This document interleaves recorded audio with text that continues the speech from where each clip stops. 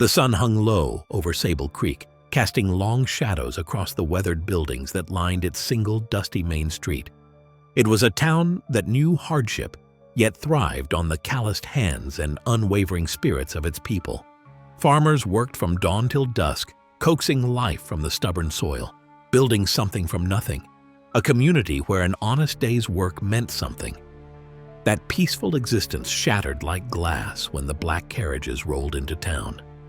Cyrus Hollister, a name whispered with both awe and dread throughout the territory, stepped onto Sable Creek soil for the first time. His tailored suit and polished boots stood in stark contrast to the simple attire of the townspeople who had gathered in the square, drawn by curiosity and unease. Behind him, a dozen men dressed in black dusters dismounted from their horses, each one wearing a silver spur that gleamed like a warning in the fading light. The Iron Spurs, Hollister's personal enforcers, men who killed as easily as they breathed. "Good people of Sable Creek," Hollister's voice carried across the square, smooth as silk yet cold as steel. "Progress waits for no man, and I bring you progress." He unrolled a map with a theatrical flourish, jabbing his finger at lines that cut through their lands. "The Western Union Railroad will be laying tracks right through this valley, bringing prosperity to all." Elias Harper, his weathered face creased with concern, stepped forward. For 30 years, he'd worked the land just north of town, turning rocky soil into fields of golden wheat. "Mr. Hollister, those are our homes, our farms you're talking about." Hollister's smile never reached his eyes. "I'm afraid there's been some confusion. These lands," he produced a sheaf of papers, "legally belong to the Western Union Railway Company.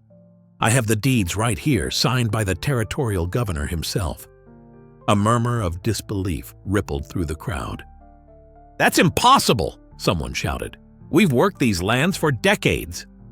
"Nevertheless," Hollister continued, unmoved, "you have 48 hours to vacate before construction begins."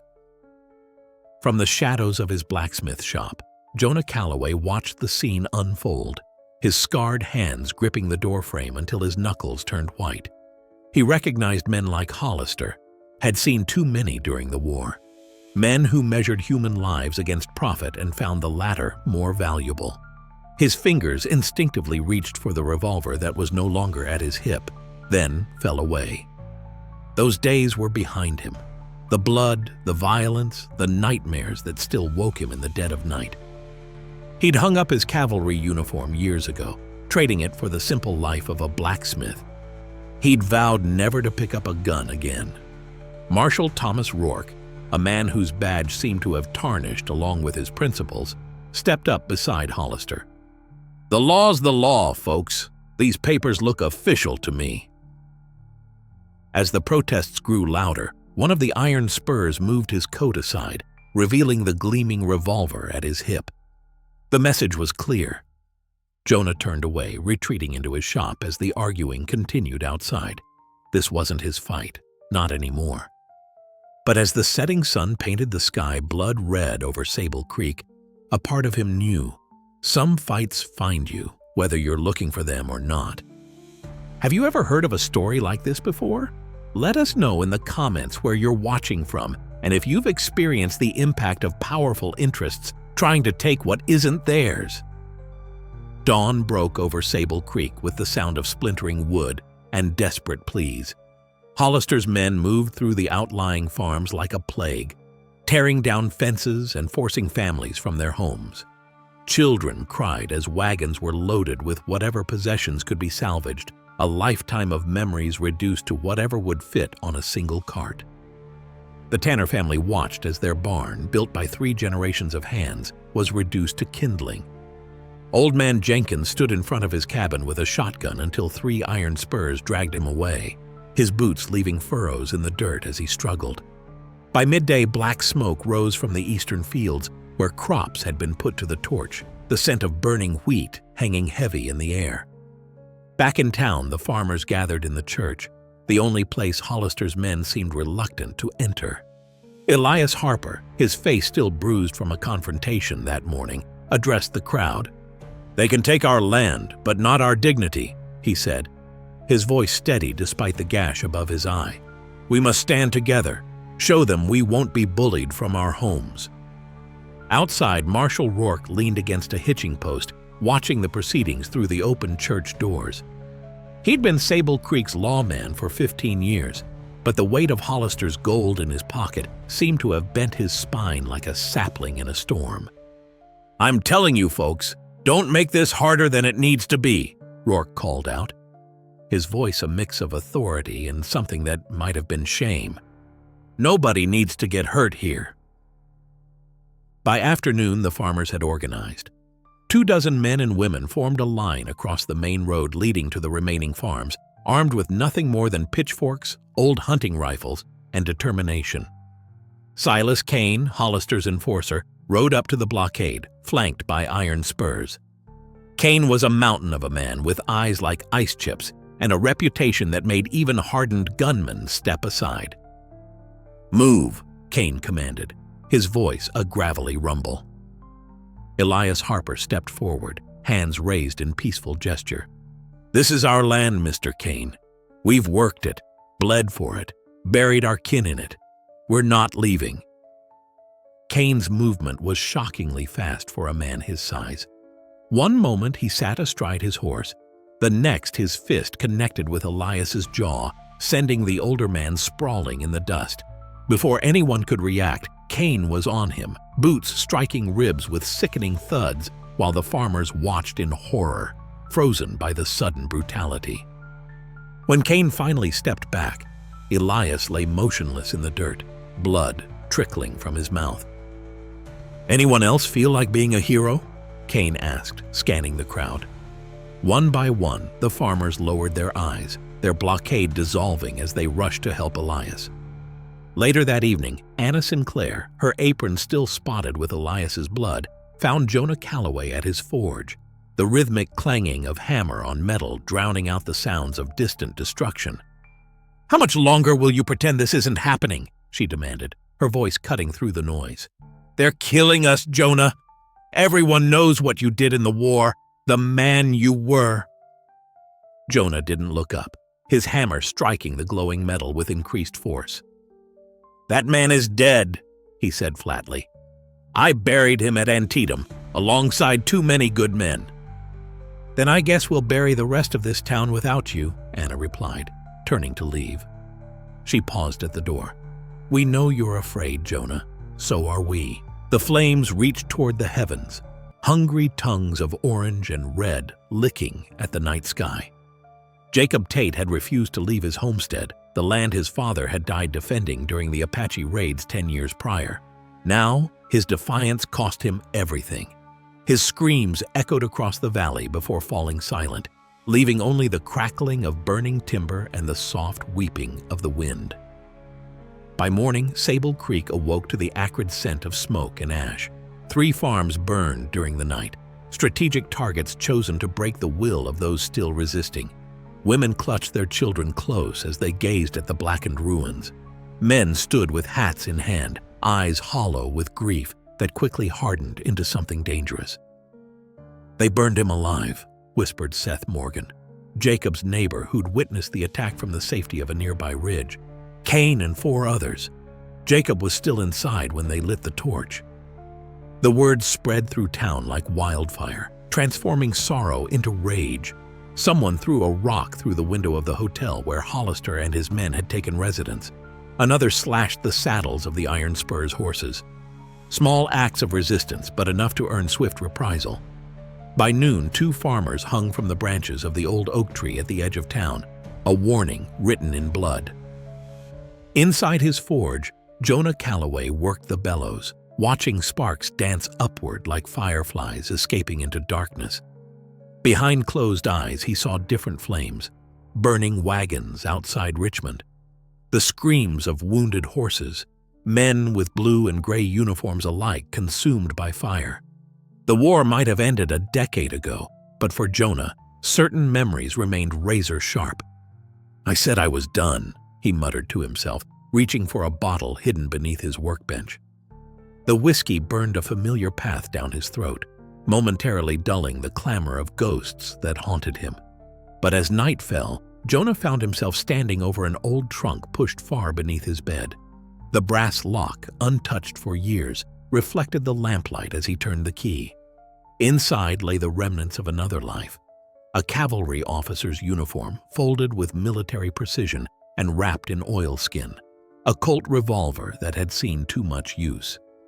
His fingers traced the tarnished cavalry insignia, memories flooding back, not just of death and destruction, but of brotherhood, of men who stood together against impossible odds, of Gideon McGraw, the best scout who ever tracked across hostile territory, and Thomas Vance, their captain, whose leadership had brought them home when no one thought it possible.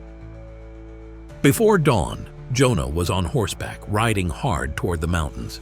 If anyone could help Sable Creek now, it would be Grizz McGraw.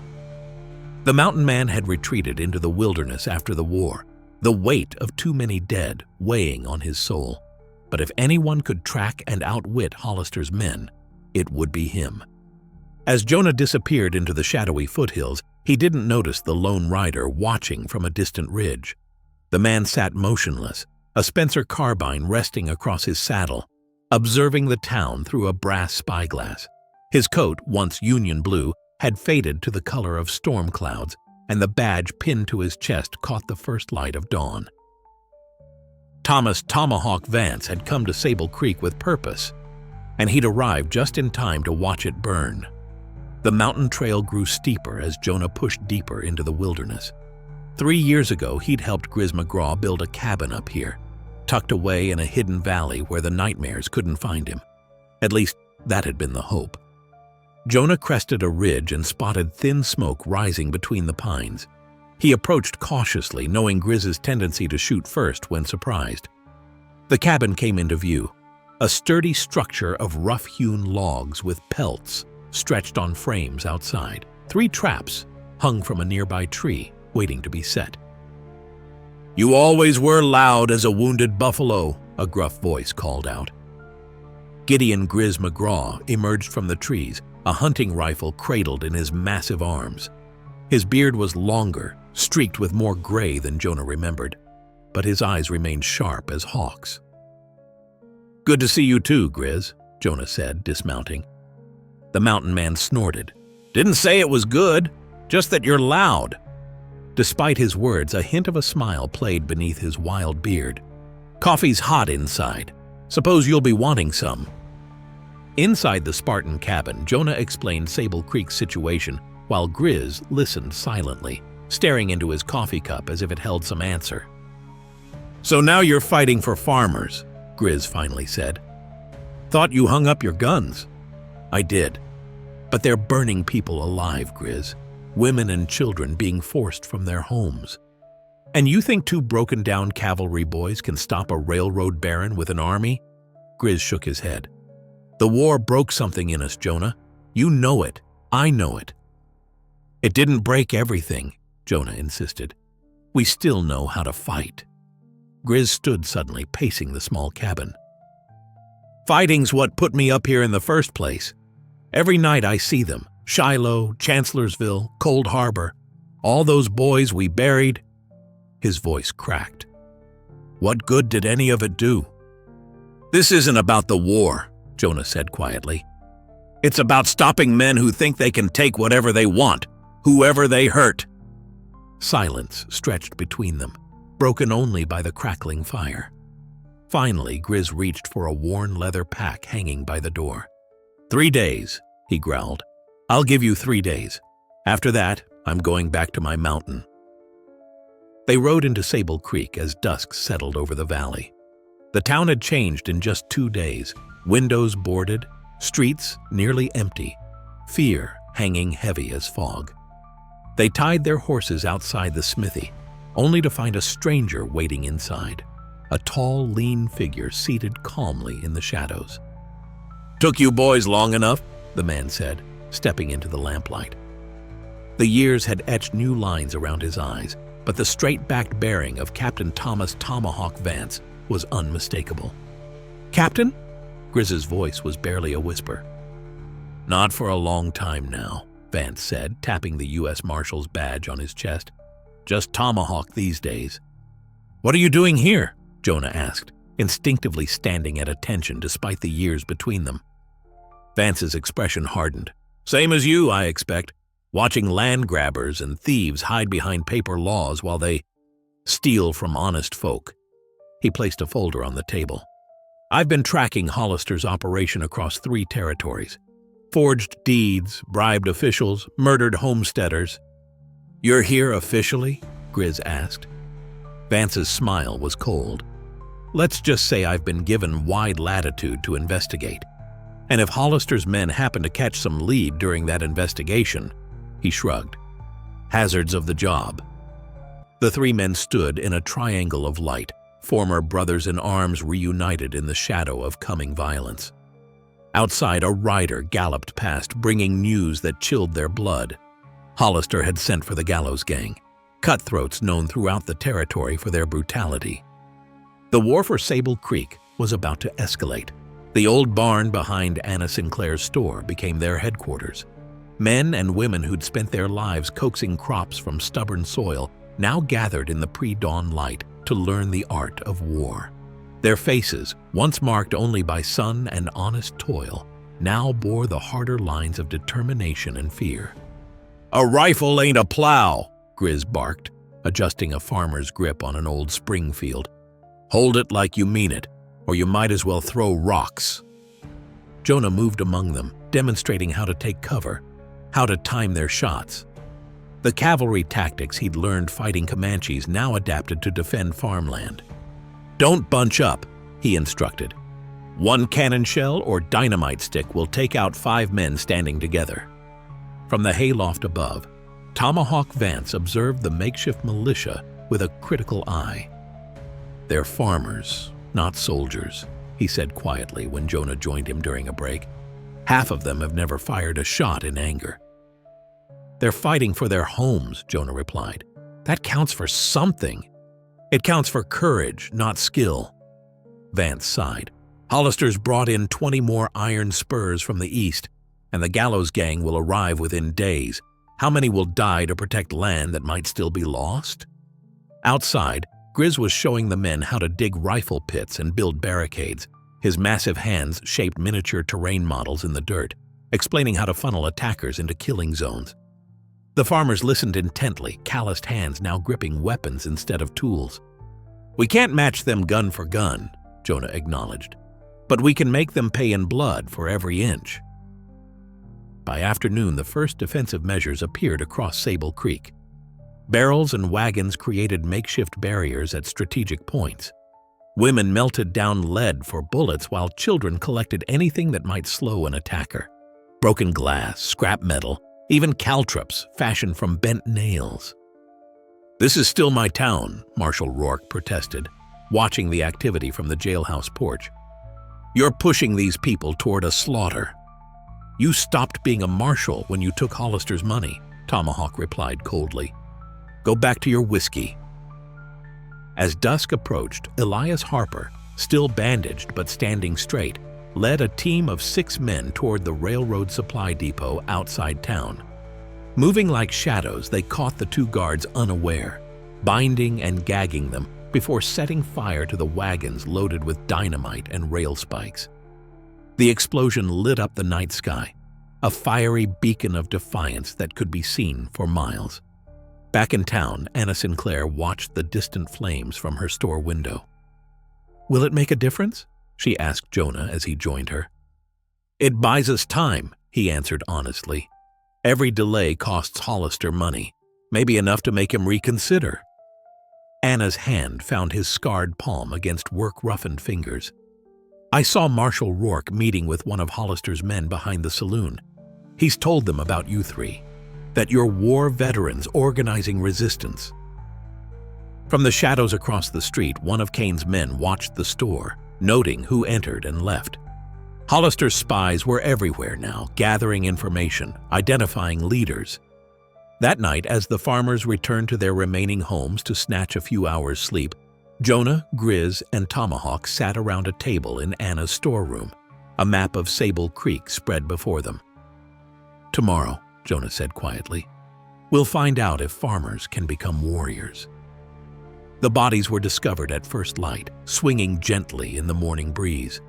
2 farmers, Michael Dawson and young Will Kendrick, hung from the branches of the old oak tree at the town's edge, their faces frozen in final agony. A crude sign nailed to the trunk beneath them read, "Tomorrow, it could be your wives." Word spread quickly through Sable Creek. Women wept while men stood silent, fists clenched at their sides. They'd known there would be consequences for burning the supply depot, but this brutality struck at their very souls. Grizz found Jonah behind the smithy, staring at the distant tree. "They weren't even there last night," the mountain man said quietly. "Cain took them from their beds." "This is war now," Jonah replied, his voice hollow. "There's no going back." Inside Anna's store, Tomahawk was cleaning his rifle when Grizz burst through the door, his face ashen. "This isn't like fighting soldiers," he growled, pacing like a caged bear. "At least in the war, we knew who the enemy was. Here." He gestured helplessly toward the window where townsfolk hurried past, heads down. "How many more innocents will die before this is over?" Tomahawk continued his methodical cleaning. "You know why Cain chose those 2 men? Because everyone liked them. Because their deaths would hurt the most." He looked up, eyes hard as flint. "That's how men like Hollister operate, through fear." Outside, a cloud of dust on the horizon announced new arrivals. 7 riders approached from the east, their long dusters and distinctive wide-brimmed hats marking them as the dreaded Gallows Gang. Their leader, a rail-thin man with a face like weathered leather, rode a midnight black stallion. Cain Blackwood had earned his reputation hanging deserters during the war, and had developed a taste for it. Anna Sinclair refused to close her store despite the danger. "This is my home," she told Jonah when he urged her to seek safety. "My husband built this place with his own hands before the fever took him. I won't abandon it." As day turned to evening, the climate of fear intensified. Hollister's men patrolled openly, watching doors, noting faces. The Iron Spurs made a show of force in the saloon, while the Gallows Gang set up camp just outside town. Jonah stood at the smithy window, watching as Cain and his men dragged the bodies from the tree, dumping them unceremoniously in a wagon. No proper burial, no final dignity for men whose only crime was defending their homes. The war for Sable Creek had entered its darkest hour. The saloon's usual jovial atmosphere had soured into something tense and brittle. Grizz McGraw sat alone in the corner, nursing a whiskey while keeping his back to the wall, an old habit from too many years in hostile territory. The Iron Spurs had claimed the bar, their raucous laughter a deliberate taunt to the locals who huddled in small groups, speaking in hushed tones. "Well, look what we have here," came a drawling voice from the doorway. Cain Blackwood of the Gallows Gang sauntered in, followed by 3 of his men. "One of them is a soldier playing at Revolution." His eyes, pale as a winter sky, fixed on Grizz. The mountain man didn't look up. "Not looking for trouble," he rumbled, taking another sip. "Funny thing about trouble," Blackwood replied, pulling up a chair uninvited. "It has a way of finding certain folks." He leaned forward, the smell of tobacco and something rotten on his breath. "Word is, you and your cavalry friends are causing Hollister some significant inconvenience." The room fell silent, conversations dying as everyone sensed the brewing storm. The barkeep quietly retreated to the back room. "Just passing through," Grizz replied evenly. "Having a drink before I head back to the mountains." Blackwood's laugh was like bones rattling in a box. "That right? Then what's this?" In one fluid motion, he pulled a folded paper from Grizz's coat pocket, a crude map of Hollister's camp with defensive positions marked. Grizz moved with startling speed for his size, but Blackwood was expecting it. The first shot caught Grizz in the shoulder, spinning him against the wall. The saloon erupted into chaos, townspeople diving for cover as the Gallows Gang opened fire. Tomahawk Vance and Jonah burst through the doors, revolvers blazing. 2 of Blackwood's men went down immediately, but the Iron Spurs at the bar had already overturned tables for cover. Bullets splintered wood and shattered bottles as Jonah fought his way to Grizz. "Go!" Tomahawk shouted, providing covering fire as Jonah dragged the wounded mountain man toward the rear exit. Outside, more gunfire erupted as farmers who'd been standing guard joined the fight. Two of them, brothers who'd lost their farm to Hollister, fell in the street, their blood soaking into the dusty ground. Jonah and Grizz made it to the alleyway behind the saloon, where Anna waited with a wagon. "Get him to the old McCready place," Jonah ordered, helping load the groaning Grizz into the back. "I have to go back to Tomahawk." But as he turned, the shooting inside stopped abruptly. The marshal's voice rang out, amplified by the sudden silence. "This madness ends now." "I always knew you'd be trouble, Calloway," Marshal Rourke said, his badge gleaming dully in the lamplight as he sat across from Jonah in the jailhouse. "Ever since you rode into town with those dead eyes that had seen too much." Outside, Hollister's men patrolled the streets. The saloon shootout had left 4 dead, 2 of Blackwood's men and 2 farmers. Tomahawk Vance had disappeared in the chaos, and now Jonah sat alone, hands bound behind his back. "You took an oath to protect these people," Jonah said quietly, "not sell them out to the highest bidder." Rourke's face flushed. "You think it's that simple? Hollister's been buying judges and governors across 3 territories. This railroad's coming whether anyone likes it or not." He leaned forward. "I'm just trying to make sure there's a town left when the dust settles. By watching them hang farmers, burn people alive in their homes?" The marshal's eyes slid away. That wasn't supposed to happen. Things got out of hand. A shadow darkened the doorway as Silas Kane entered, his massive frame seeming to fill the small office. "Hollister wants to see the prisoner," he growled, tossing a bag of coins onto Rourke's desk. "For your trouble, Marshal." Rourke hesitated, eyes fixed on the gold. "Hollister gave his word there'd be a trial." Kane's laugh was cold as a grave. "There will be, just not the kind with a judge." He grabbed Jonah by the collar, yanking him to his feet. "Your friends have until sunrise to surrender, or we'll string you up for the whole town to see." Outside the jailhouse, a crowd had gathered, fearful faces watching as Kane paraded Jonah down the street toward Hollister's headquarters at the hotel. From shadowed doorways and windows, townsfolk looked on in silent despair. Their last hope was being dragged away in chains. At the edge of town, Anna Sinclair cradled Grizz's head in her lap, trying to stem the bleeding from his shoulder. The bullet had gone clean through, but he'd lost a lot of blood. "Jonah," he mumbled, trying to rise. "Gotta help Jonah." "Lie still," she ordered, pressing him back down. "You're no good to anyone dead." A soft footfall behind her made Anna reach for the hidden derringer in her pocket, but it was only Tomahawk Vance, his face streaked with dirt and blood. "They've got Jonah," he said grimly. "Rourke sold him out." "What do we do now?" Anna asked, her voice steady despite the fear in her eyes.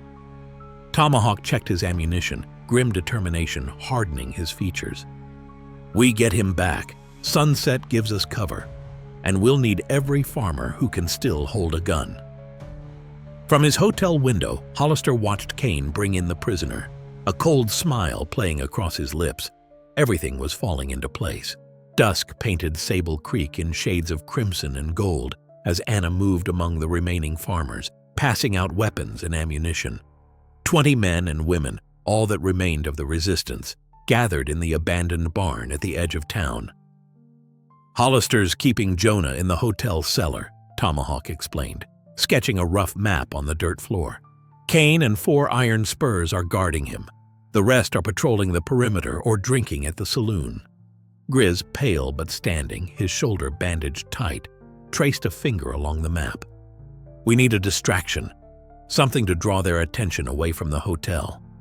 "The supply wagons," offered Seth Morgan, a whipcord-thin farmer whose brother had been one of the first evicted. "They've got 3 wagons loaded with dynamite for blasting through the canyon." Tomahawk nodded slowly. "If we set those off at the north end of town, Most of Hollister's men will rush to protect their supplies. Anna stepped forward, her face resolute in the lantern light. I can get close to the hotel without raising suspicion. I've been delivering food to their men all week. Within the hour, their plan took shape, simple but desperate.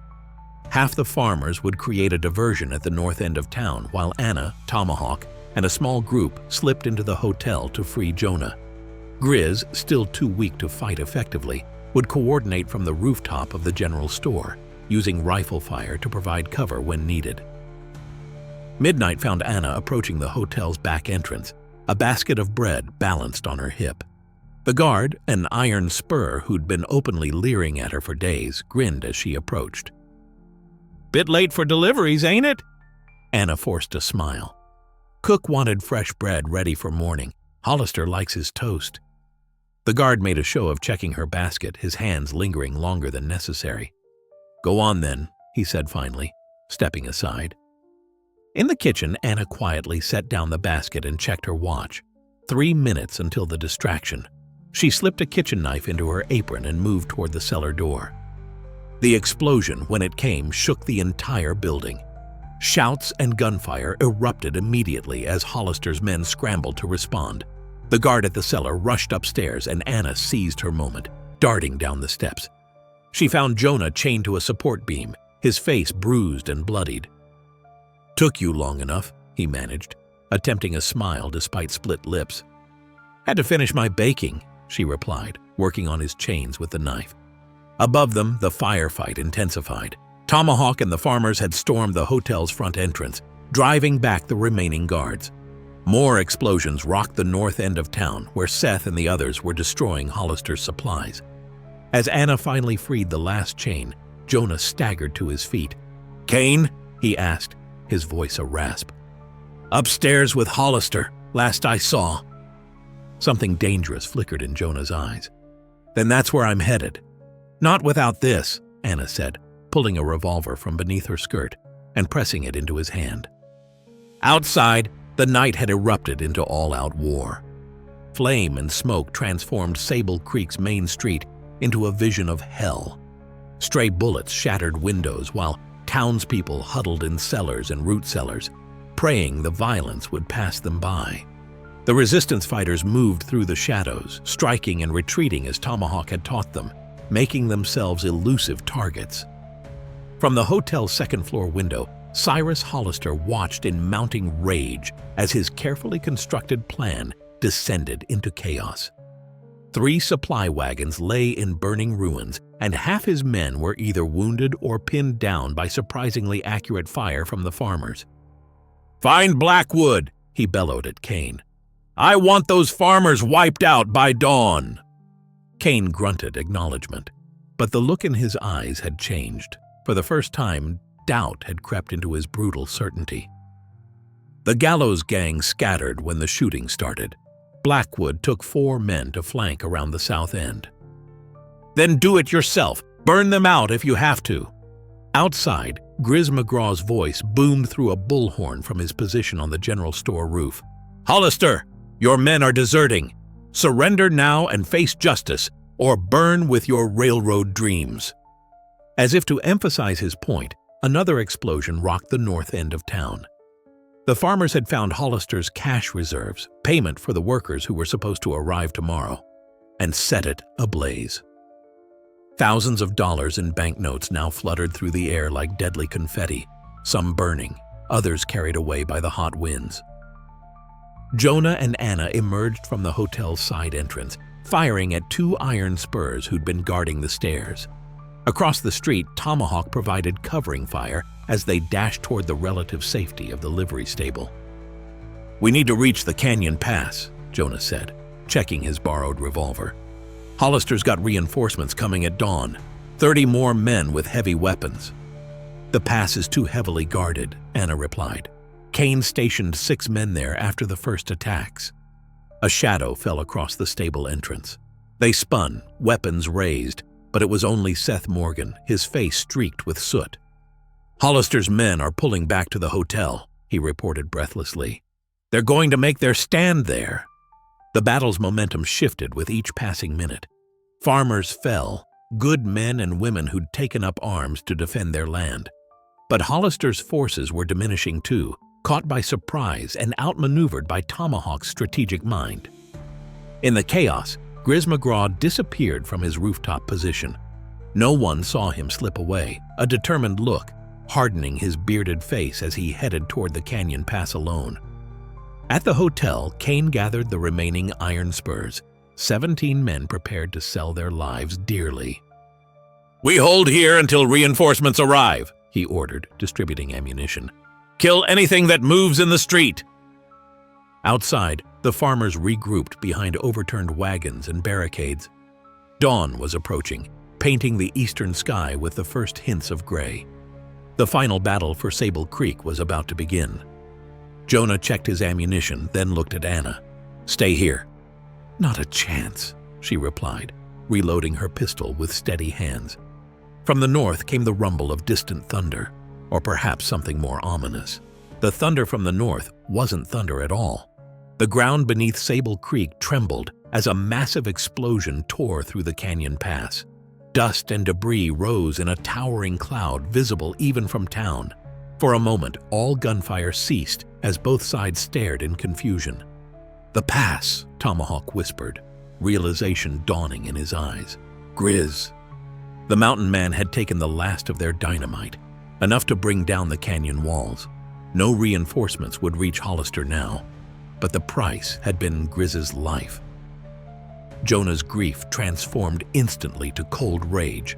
"Everyone on me!" he shouted, vaulting over the barricade. Farmers who'd been pinned down for hours found new courage, charging toward the hotel with a collective roar that carried all their pain and loss. Inside, Kane's men fought with the desperation of cornered wolves, but without reinforcements, their position was untenable. Windows shattered as farmers threw coal oil lamps inside, flames licking up the curtains and wooden floors. Through the smoke and chaos, Hollister appeared on the hotel's second-floor balcony, a valise clutched in one hand, a pistol in the other. His fine suit was ruined, his face blackened with soot as he fired wildly into the crowd below. Spotting a saddled horse tied nearby, he leapt from the balcony, landing awkwardly but managing to reach the animal. "He's getting away!" Anna cried, firing a shot that missed by inches. Jonah sprinted after the fleeing railroad baron, who had spurred his mount to a gallop. Time seemed to slow as Jonah raised his revolver, exhaled, and squeezed the trigger. The bullet found its mark, striking the horse's hindquarters. The animal screamed and collapsed, sending Hollister tumbling into the muddy street. By the time Hollister regained his feet, he found himself surrounded by grim-faced farmers, their weapons trained on his chest. Jonah approached slowly, his revolver aimed at the man's heart. "You fools!" Hollister spat, blood trickling from a cut on his forehead. "The railroad will still come. If not me, then someone else. Progress can't be stopped." "This was never about stopping progress," Jonah replied evenly. "It was about stopping men who think they can take whatever they want, whoever they hurt."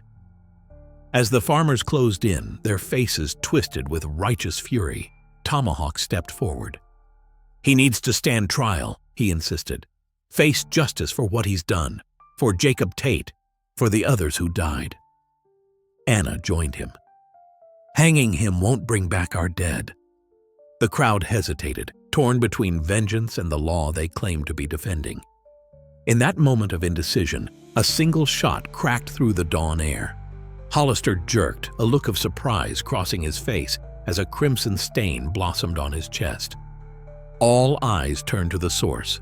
Marshal Rourke stood nearby, his service revolver still raised, smoke curling from the barrel. "He wouldn't have faced justice," Rourke said quietly, holstering his weapon. "Men like that never do." Before anyone could respond, Kane emerged from the burning hotel, guns blazing in a final suicidal charge. 3 farmers fell before Jonah and Tomahawk's bullets found their mark, ending the enforcer's reign of terror.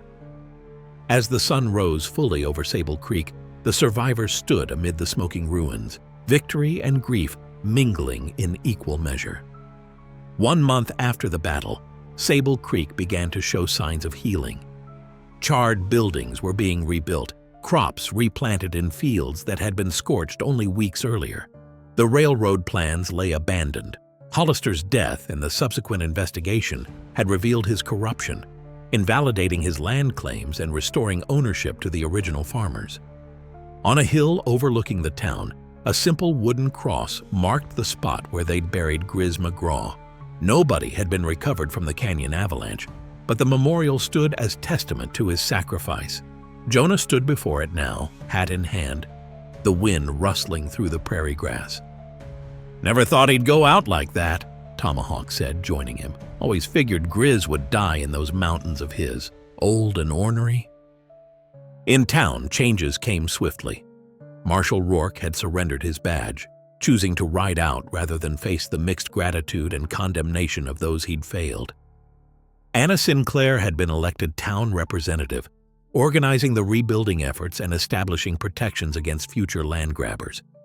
"What will you do now?" Tomahawk asked as they walked back toward town. Jonah's gaze drifted to the mountains.